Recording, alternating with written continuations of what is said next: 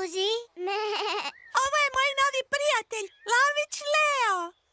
Gdje je? Tu nema nikoga. Suzi je izmislila da ima prijatelja. Zar ga ne vidiš, Pepa? Igrajmo se dodavanja. Može. Hvataj, Leo. Pepa je bacila loptu Suzinom izmišljenom prijatelju. Leo ne može uhvatiti loptu. Može, samo se ne voli igrati dodavanja. Što onda Leo voli raditi? Pa voli rikati. A riče li sada? Da. Roar! Nisi li to bila ti? Ne, to je bio Leo. Bok, Leo. Pepa se pretvara da i ona vidi Lea. Leo, hoćeš li biti i moj prijatelj? Što je rekao? Klimnuo je glavom. To znači da. Pepa, Suzi, hoćete li doći probati voćni kolač? Mama je odrezala 2 komada voćnog kolača za Suzi i Pepu. Mama, Suzi ima izmišljenog prijatelja.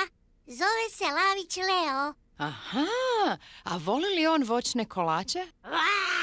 Leo voli voćne kolače. Ne budi šašava, Pepa. To nije bio Leo. To si bila ti.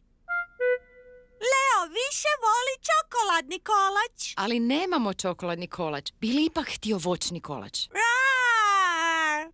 Probat će mali komadić. Mama je dala komad kolača Suzinom izmišljenom prijatelju.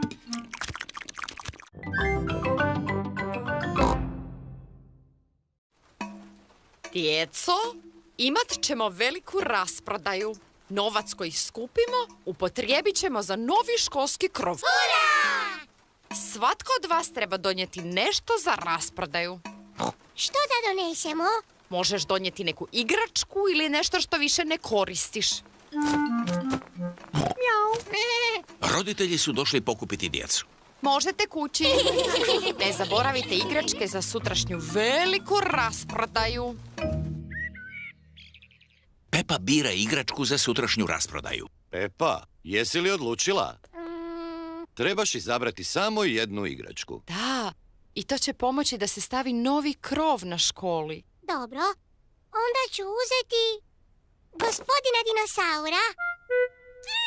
Gospodin dinosaur, Đorđu je najdraža igračka. Pepa, ne možeš dati gospodina dinosaura. Ne mogu. Ne. Baš šteta. Oprosti, Đorđ. Dinosaur.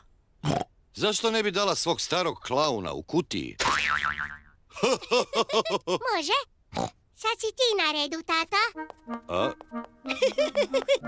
Svi moramo nešto dati za veliku rasprodaju.